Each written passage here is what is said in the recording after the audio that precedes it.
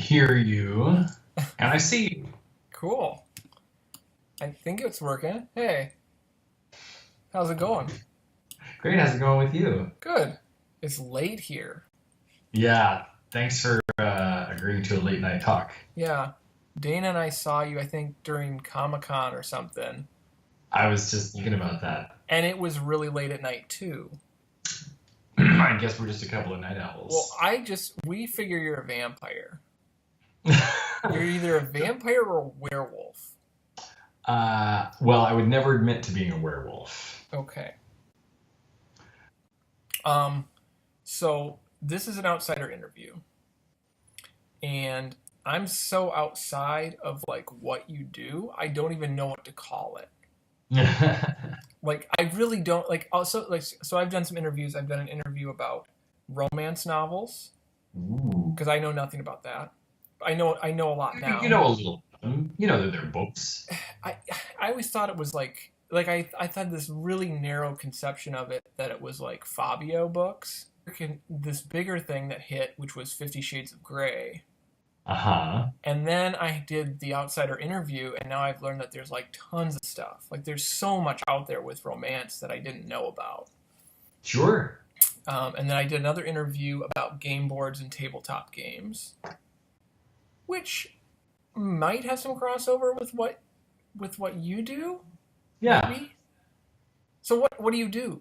Like what would you What say? do I do? What would you title? How would you title it? Like what would I title this? Like what are we learning about from? Like I can interview Myles Nye, but like what is it that you do? I'm a small business owner and a game designer. But your games are very different than like a tabletop game. Yes, I Okay. create so there is not a great like generally recognized name for the genre of work that I do. In various fields, you sometimes call it big games. Big games. Okay. Or, yeah, sometimes they're called big games, or field games or live games. I sometimes say games without screens. Okay. Since as a small business owner, a big part of my work is trying to explain to clients what it is we do and what the value is. But as a courtesy to you and to your viewers, I'm going to do my best just to be very sincere and not lapse into my sales pitch. But Okay. the truth is, like, that is what I do, you know. Okay. Okay. But it's a good challenge, like as an improviser and like as a public speaker, to just be sincere and natural. But yeah, I create experiences like a field day of games in the park, or an amazing race game, or a live game show competition. I create games that real people play in real spaces without screens. Okay. I like the without screens part. I think that's really important too. But it's also like without tables. Like it's very unique. Like it's real to me. I would define it as, from what you're describing, real world gaming or real life gaming or something along those lines. If that makes sense. Absolutely. Well said. And- Which it's not unlike Survivor, which you have experience with. Right. But you take away the TV aspect of it, and that opens up a lot more possibilities. Right. And it's like it's in my like detective mind. Like I need to have like a term to like cling to. Like how do I define what somebody does? And sometimes there's people who are doing things that they really like. They kind of are this nebulous thing that doesn't really have that one definition. And that's what I've been finding with what you do. And whenever you talk about it, I'm like, there's so many facets to it. It's a community. I mean, like a lot of these sort of artsy-fartsy endeavors, the community is particularly strong in California and in New York, and in Europe. Okay. But it exists in multiple places. One of the things that bonds this community is that there are festivals throughout the year in various locations.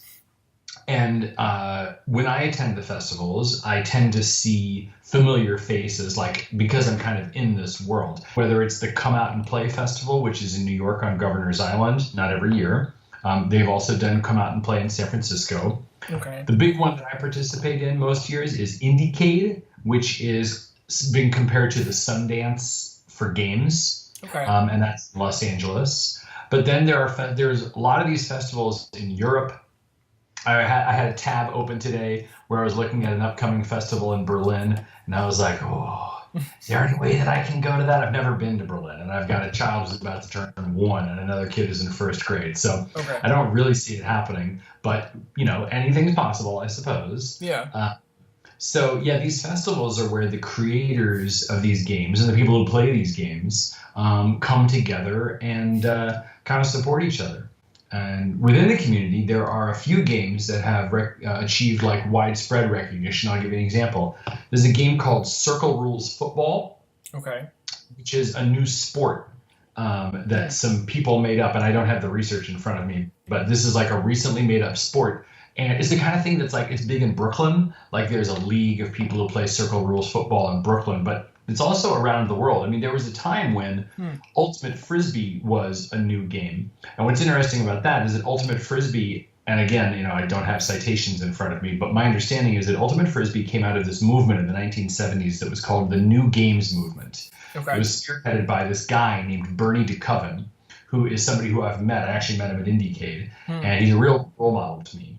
And he died last year, but his thing was about creating games that everybody can play, that anybody can win.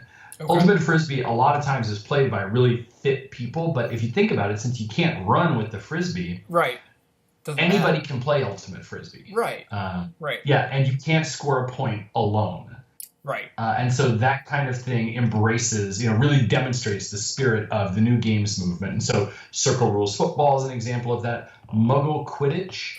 Yeah. There are people, a lot of them are college kids, but just all kinds of people. They play this new sport that they made up on broomsticks. So that kind of thing exists on a continuum with the work that I do. Okay. I don't know if LARPing, that fits into this world or not. I think it does. I've never done LARPing, and I only just recently, earlier this year, started playing Dungeons and Dragons, which I love. Okay. But yes, I think that LARPing does fit in with this category. So LARPing, I think it does fit in with this category too.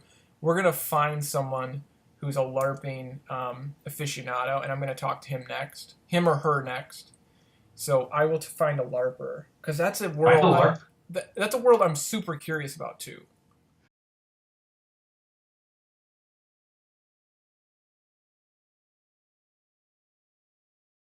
So I went to this summit in January. It was the Immersive Design Summit, and we might get into immersive experiences sooner rather than later. But it was this big get-together in San Francisco for a lot of people who are creating or producing or are interested in immersive design and experiences. And one guy talked about a LARP that he participated in.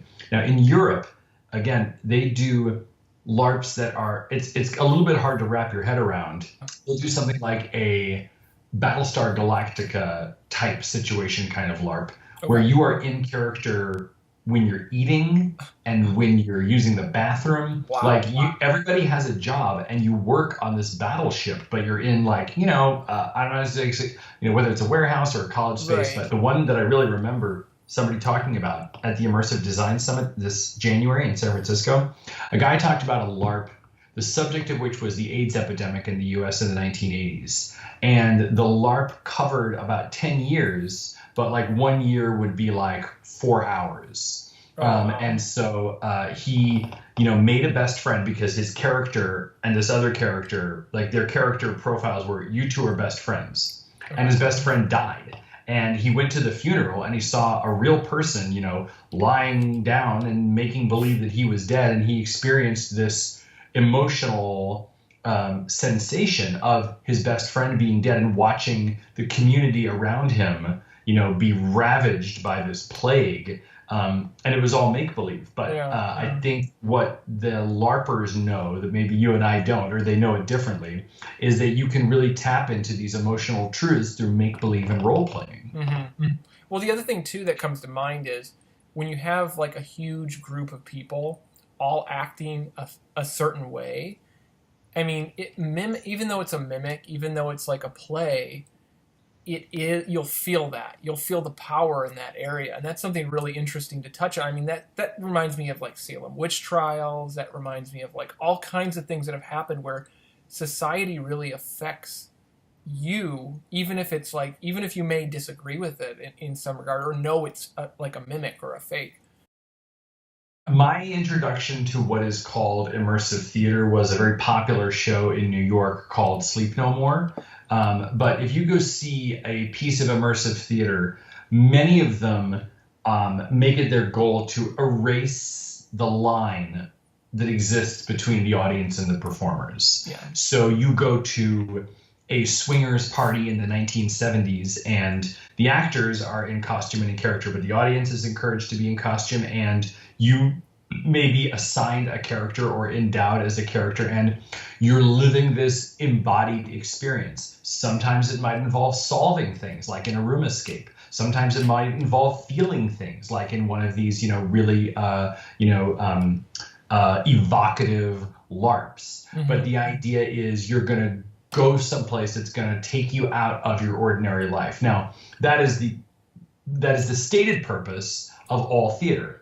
If you go to see Cats, right. You are going there to be taken out of your ordinary life, but you're sitting in the dark and remaining in your seat, and you never experience anything except your own perception of the action going on around you. So there's a lot of exciting creative work that's being done that says, well, what if there are no seats for the audience? And what if the audience is a participant in the action in a way that is embodied? And so that, like, broadly speaking, that's one way to categorize immersive theater. That's the part that it seems like that you kind of fit in this medium between. On one side of the spectrum, you have theater in a way, like roles are assigned, but you're still a part of it. And then the other side of it, you have maybe a group that approaches you and says, we want to build a stronger team. We want to build, like, they might have a goal. And so you kind of have to bridge this gap between, real world, we have goals that we need to accomplish, but we also want to get some kind of experience, some combined experience together out of it. That seems to be the little area where you are occupying. Yeah, in some ways, my work is much more niche than, we've talked so far, just in the few minutes we've been talking, we've talked about everything from like Muggle Quidditch to Sleep No More. And so in a way, like, my business contains like a fairly small fragment of that continuum. But at the same time, it also comprises all of it, because like our brand, most of the clients to hire us are looking for what's called a corporate team building program. Right. That's what we sell. Right. But that's not who we are. Who we are is we create playful experiences for real people in real life. Okay. The reason why we do so many corporate team building exercises is because it allows us to be a viable, sustainable business. But we didn't set out, like, our company is not called Wise Guys Team Building. Our company is called Wise Guys Events, because we create an event that occupies a discrete, isolated moment in time. And within that event, you might do a corporate team building exercise, but you also might play one of our festival games. Since we started the business, we've done a few events for the public, ticketed events for the public, along the lines of a room escape or a Sleep No More type thing. Mm-hmm. And for year after year after year, we did ticketed events for the public, and we were doing them in Los Angeles, and they were embarrassing, time-consuming, money-losing failures. Oh, God. I've got a pile of those that I could tell you about that I don't want to, because it's really depressing. In Los Angeles, getting people to leave the house and come to your thing, as opposed to the other things, or as opposed to doing nothing. Whatever it takes to do that well, we did not have. Okay. But then 2 years ago, we created a Halloween experience called the Heritage Scare. And all of a sudden, we experienced what it was like to have the opposite of that. We had a sold-out runaway smash. Oh, wow. So we created a haunted house that you play as a game. And the public said, that we will come to. Okay. So we did it 2 years ago, and we did it last year, and this year we were too tired, so we're not doing it. Too much. Okay. Too much. Okay. But the hope is that, so January will be 10 years since I went into business for myself. Okay. And what I've learned is that, I read this book, and I can't remember the author's name, which is a little embarrassing, but I read a book when I went into business for myself. I asked as much advice as everybody I could think of, and I read some books. And one of the books I read was called Growing a Business. And the book was like a sustained metaphor comparing businesses to gardening. And if I had to boil it down to 2 words, it would be delayed gratification, which I think is the essence of gardening, like hard work and delayed gratification. Yeah. And so I assert that somebody who came to the Heritage Scare is going to hire me to do something that is not like the Heritage Scare, but they're going to go, you created this thing. Now I want to know if you can create something else. Because I think that's what it really showed off, was our design chops. Okay. So as somebody who worked in a haunted house and like loved every minute of it, like I was a scare actor, I think, for like 3 or 4 or 5 years. In hell? No. So not in hell. So it was technically Pickney, the haunted house I worked at, and it was out in the woods, and it was incredible. It was like the most fun job I've ever had in my life, and you just scare the crap out of people. But one of the things that I learned about that is that there are some people who realize like a haunted house is supposed to be fun, and then there's some people who like fight it the whole way, and they don't really like. They're like, you're not going to scare me, and I'm like, why did you? Right. Like, why did you pay money? Like, you paid money to get scared. But I do like how transformative that environment is. It sounds like that's what you had. You had something that wasn't working, and then because you used Halloween, people were like, we'll accept this and we'll play into this. Does that sound, that you're nodding? So that sounds 100%. Yeah, it's really, if I imagine like an outside third party watching as we like, made these mistakes and like slowly came to this realization, I try not to, because I really imagine that person being like, you dumb idiots, you dumb idiots. Don't try to take people who are not necessarily going to do something and convince them to come do your thing, which they don't understand and they've never heard of. Yeah. Instead, take people who are already going to go do something for Halloween but don't know what it is, and convince them to come do your Halloween thing. Co-opt that, yeah. And this goes back to why, like, I love festivals and I love carnivals and I like Halloween. It's weird because when people enter an environment that's more like this holiday or it's like a festive environment, they release a little bit, like they let go a little bit. And that's kind of what it sounds like, is like what you just said. Like, they won't, come out of their norm on a Tuesday, but if it's Halloween, they'll dress crazy and they'll be like, yeah, I'll go do all this crazy. I'll pull on a roll.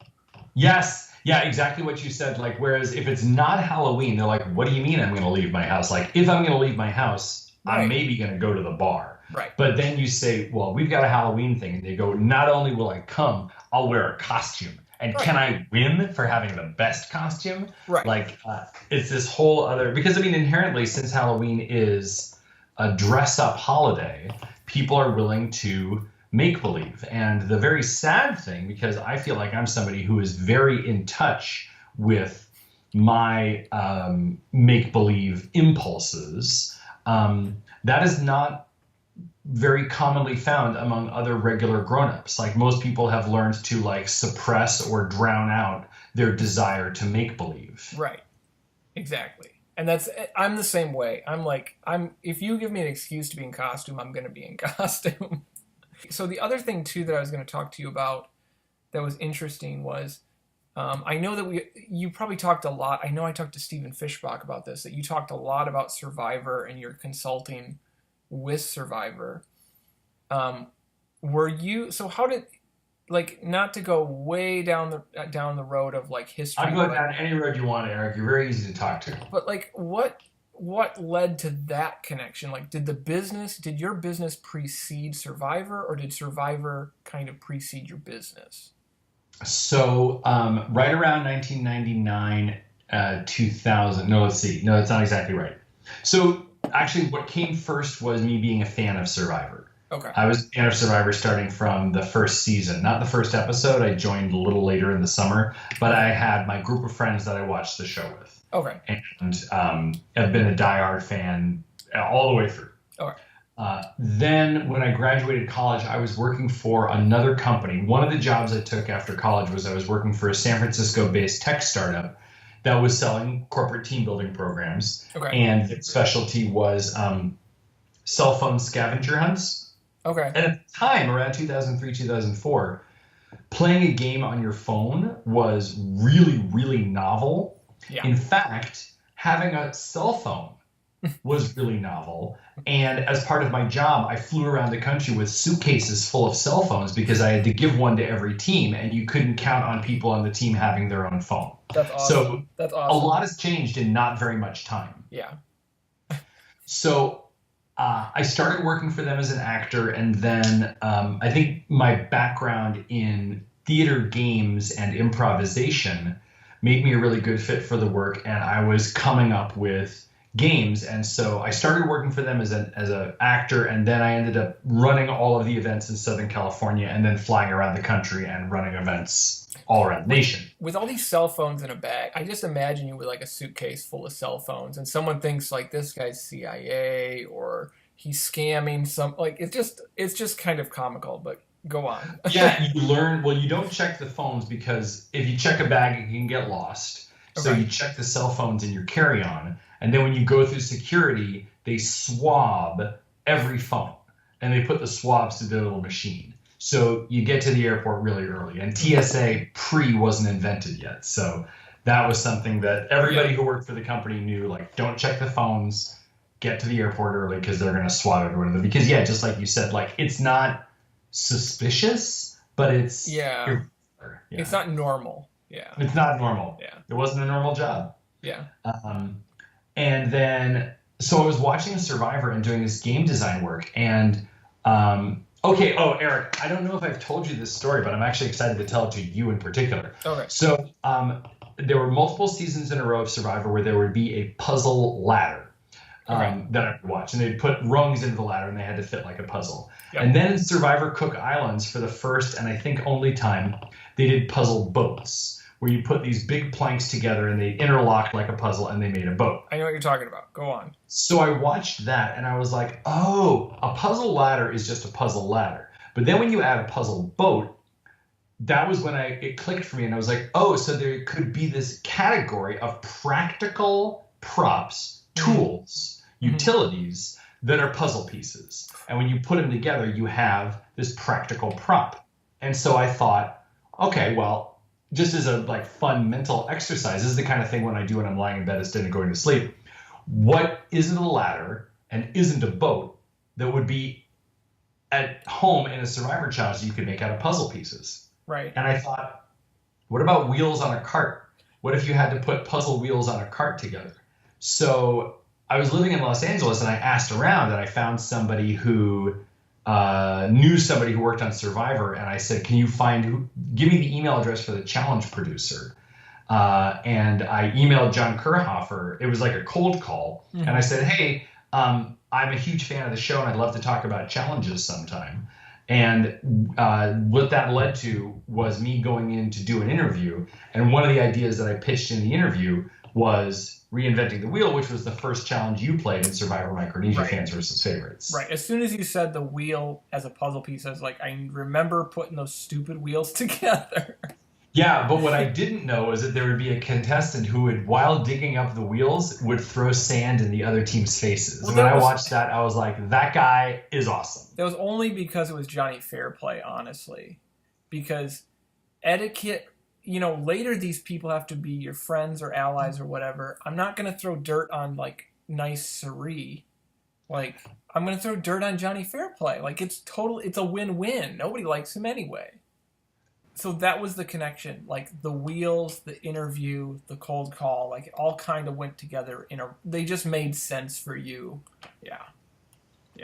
I mean, I was in this headspace of like real life games, and I'm a huge fan of Survivor. I mean, I think there are a lot of people who watch the show and just fast forward through the challenges, and there's some people who watch the show and fast forward to the challenges. Right. I'm the kind of person who likes the whole package, but I think that, whereas a lot of TV, what I enjoy about it is it just washes over me. Survivor stimulated me to think of ideas for games. And so then I was like, when John called me, I got a phone call from John Kurhofer, and he goes, I got your email, but I don't get it. Do you want a job? It was the farthest thing from my mind. I thought we Right. would go out to coffee and I would pitch him some ideas and he would go, "That's cute, thank you." It never occurred to me that I would work for the show. Right.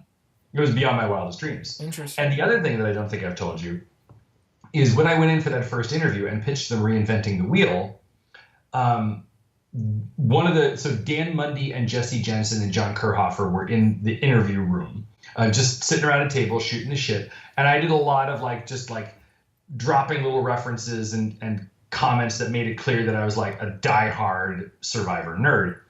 And one of the guys, I think it was Jesse, said, "You seem like a really big fan of the show. Have you ever thought about trying out?" Mm-hmm. And I said, "Well, I think probably everybody who's ever watched the show has said, maybe I should try out. But I think that I would not, because honestly, the example I used was Brian from Guatemala, who, as far as Survivor players go at that time, reminded me of me as much as anybody reminded me of me. And Brian was a huge Survivor fan. He went out there. His game didn't go so great, and he was, kind of one and done. Right. And I think I was too afraid of having that experience with Survivor that I never would seriously try out. What I didn't know is that while I was there, they were casting Fans versus Favorites. And I sometimes wonder if I'd said, actually, you know what? I want to try out to be on the show. Yeah. And I was like, whose spot would I have been up for? And the answer, I think, honestly, is no one.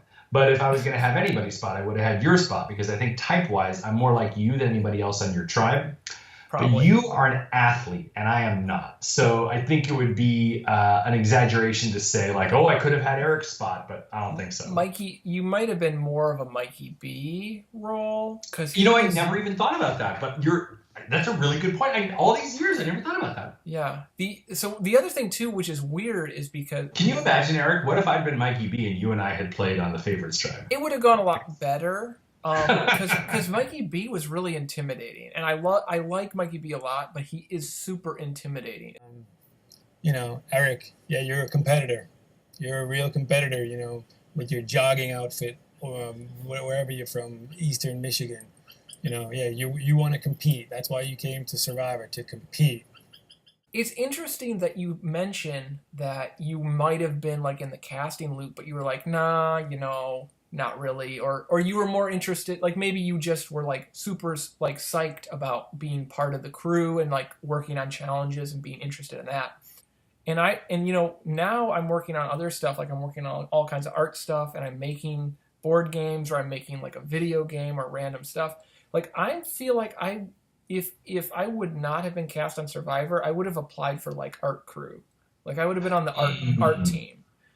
Because I like the process of making games, and I like admittedly, I kind of have a God complex of let's make a system and watch these people float through the system and see what happens. Yeah. And I kind of have that. So if I didn't end up getting cast, I probably would have been down a different road too. Yeah. Weird. But at the same time, I think working for Survivor as a consultant is a dream come true. I have and this would be you could give me truth serum, and I would tell you I have only the nicest things to say about everybody who I've worked with on the show. Right. But having a TV job, not being a consultant, doing something like John's job or any of the producers, is not a good fit for me. Okay. I love my wife. I love my kids. Not to say that people who work on the show don't love their wife and don't love their kids, but it is a tough life because you're gone, so much of the time, and then you get back to the United States and you kind of just have enough time to get your footing, and then it's time to go back to Fiji. Right. I don't think I could do it. And I think that I've met your wife. I met you and Dana that night in New York when I took the train out. Right. During Comic-Con. Yeah, there's a lot of great ways to make games without having to work in television, and that's kind of what I'm trying to build for myself. And it sounds like you are too. Right. So this has been awesome, just to do this little window into your world. So let's say somebody's watching this and they're interested in doing what you do, they want to run games, maybe they want to start with something small, they want to do escape rooms. Where do they start? Oh, want to open an escape room? Well, maybe that's how they start. Maybe they start with escape rooms, or maybe they want to do a Survivor challenge of their own in their hometown. Where would somebody start? Don't open an escape room. Okay. if you're going to open an escape room, this is kind of my no duh moment. And like, I've been in the service business, like I said, for about 10 years, rendering professional services. Okay. Like, I didn't go to business school. I don't have an MBA. Like, I'm just an entrepreneur. Like, I hung out my shingle. I started literally in a garage that leaked and that we shared with camping equipment. Okay. And then I moved into a much nicer garage that didn't leak, although during heavy rains, the water would seep in from the floor. But other than that, it was like a regular business. And now, after almost 10 years, my business is in a proper office with an elevator and our name on the door. Okay. That being said, anything about business you should take with a grain of salt. But what I think is that the key to opening a room escape is to do it in a smaller market. If you were opening a room escape in Los Angeles or New York, the rent alone is going to be so prohibitive, you will never be in the black. I'm sure, like, there might be room escapes out there that can prove me wrong. Open a room escape in Denver, in Santa Fe, in Lansing. Mm-hmm. That's the place to have a room escape. Okay. The cost of living isn't so high. So somebody who wants to do the kind of work that I do, I'd say look into the festival circuit. Let's see if any of those festivals are near you or if you can get to them. Check out the website for the back catalog of games that were played at Come Out and Play and Indiecade. Track down the websites for Eric Zimmerman and Natalie Pazzi. Look at anything Nick Fortuno has ever done. Pick up Bernie DeCoven's books, all of them. The Playful Path, The Well-Played Game. There's a lot. This is crazy. So this is like a lot. Like, I thought it was like this, but it's like the world. It's a it's a community. It's like crazy. It's just like you were talking about. I would say it's probably comparable to romance novels, except it's probably smaller. I think there are more people who have read a romance novel than there are people who have played a big game. Okay. I would estimate. Okay. So yeah, I would call it, we have a niche community. It sounds, even though there is a lot there, it sounds like it's niche. Like, this is not public knowledge. Right, unless you're in that world. Right. It's the same thing for somebody who's like, oh, let me tell you about, women's professional golf. I can tell you everything about it. And I'd be like, wow, yeah, exactly. But to me, it's, I know nothing about it, If you're the kind of there's a Facebook group called Everything Immersive. That's a good place to learn about the community and what's going on. Those give you some good places. And of course, anybody who wants to know more about this kind of stuff can visit my website or email me. I'm Myles Nye. My name has 2 Y's in it. I personally, selfishly benefit when more people take an interest in this community because it leads to there being more games for me to play. I'm going to list all these links like in the video and put them on there.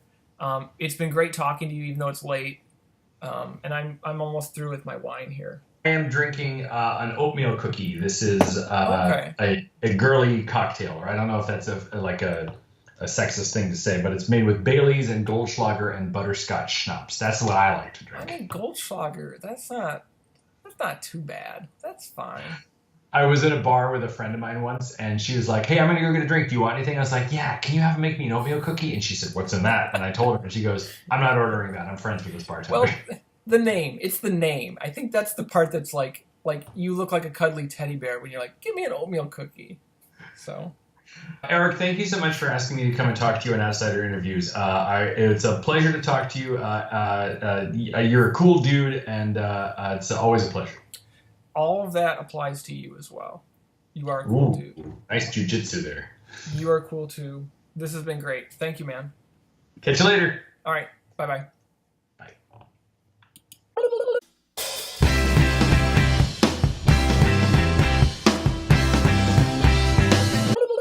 What do you mean I'm going to leave my house? Like, if I'm going to leave my house, I'm maybe going to go to the bar.